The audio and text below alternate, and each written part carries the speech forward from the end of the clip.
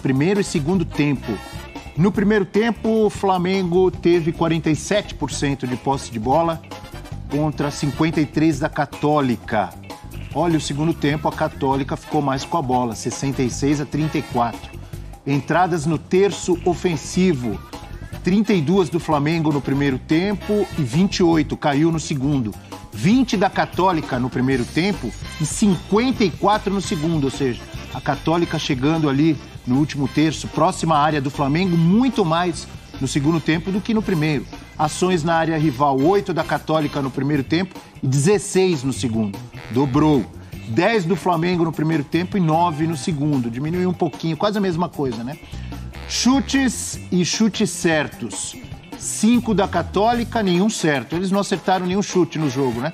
Pelo que tá dizendo aí. É. E no segundo tempo, 6, nenhum certo. Do Flamengo, 8 no primeiro tempo, 4 certos, 7 no segundo tempo, 3 certos. Rafa, temos aí os números, ouvimos o Paulo Souza, deu muito espaço lá atrás. Preocupa, não preocupa? O que você achou do jogo? Eu acho que a leitura do Breler na nossa primeira participação aqui na abertura do programa, ela diz muito sobre o jogo, viu, Abel? Porque o Flamengo, na verdade, ontem foi muito bom ofensivamente, em especial no primeiro tempo. Aliás, a Católica cometeu um erro grave para quem enfrenta o Flamengo. A Católica fez marcação muito espaçada, não foi marcação em bloco. A última linha da Católica era uma linha média, nem era alta, nem era baixa. Então o Flamengo teve a intermediária para jogar. E lá tem supremacia numérica, né? No esquema que o Paulo Souza desenvolve, né? Na saída de bola, com linha de 3, 4 à frente, 2 à frente dessa linha e mais o Gabigol. Então são 6 homens, além dos 3 defensores que constroem, participando dessa troca de passes. Dessa maneira, a Católica acabou dando espaço para o Flamengo jogar e perdeu muita posse de bola. O Flamengo foi incisivo nos contra-ataques, partidaço do Bruno Henrique e também do Gabigol. Jogaram muito bem, mostrando aquilo que a gente está sustentando há algum tempo. Eles precisam estar próximos de alguma forma, independentemente da estratégia e da distribuição tática. Eles não podem estar distantes um do outro, porque eles são como o pão e a manteiga, como a arca e o tesouro. Enfim, utilizem a metáfora que vocês quiserem utilizar para fazer essa correlação. Arroz e feijão, e não importa.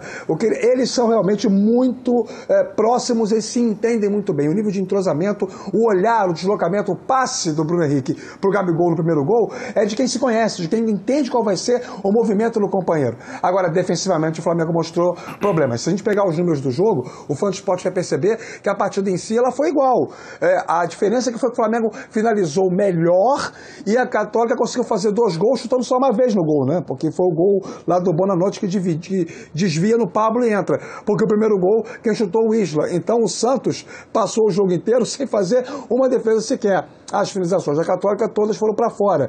Enquanto o Flamengo criou mais, teve até mais volume ofensivo. Agora, a diferença de comportamento de um tempo para o outro, ela foi muito clássica, né?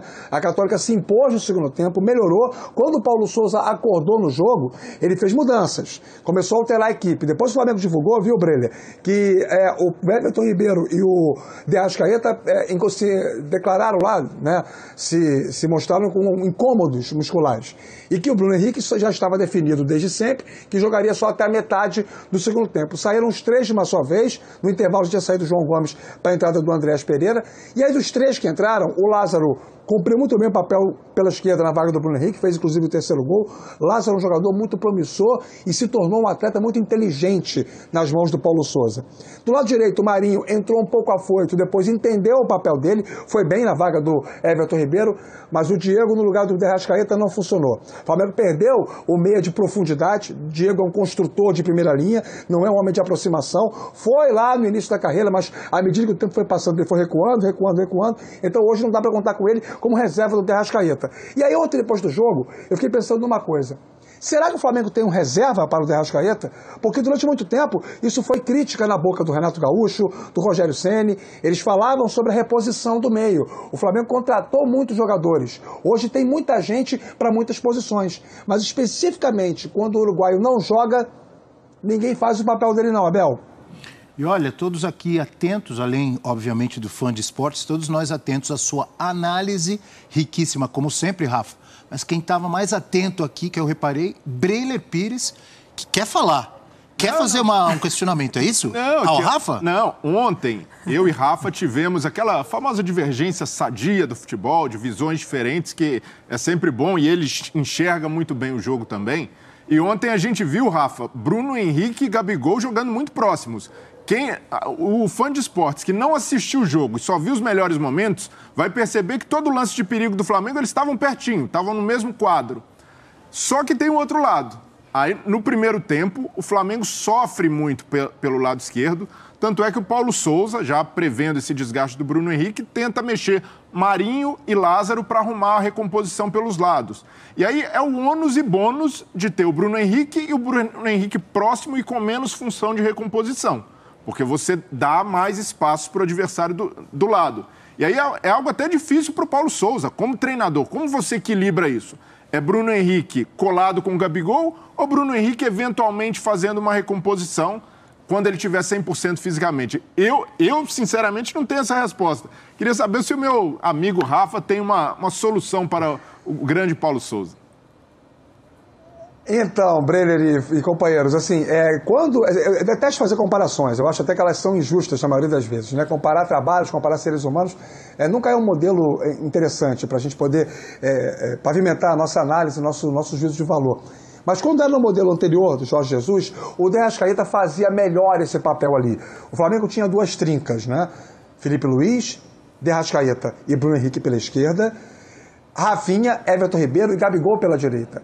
Essas trincas, elas triangulavam muito entre si e quem não estivesse na zona de ataque, o setor que fosse, entre aspas, o menos usado para aquela construção, se aproximava da linha central para poder dar a opção do jogo apoiado, né? A triangulação mais curta, envolvendo todos os homens de construção, todos os homens que participavam do jogo. No Flamengo, aliás, do Jorge Jesus, só o Pablo Marinho não construía, até o Rodrigo Caio participava da construção.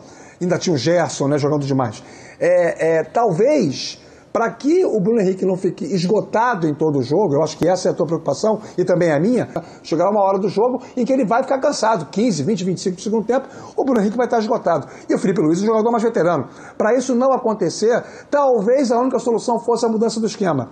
Mas aí a gente vai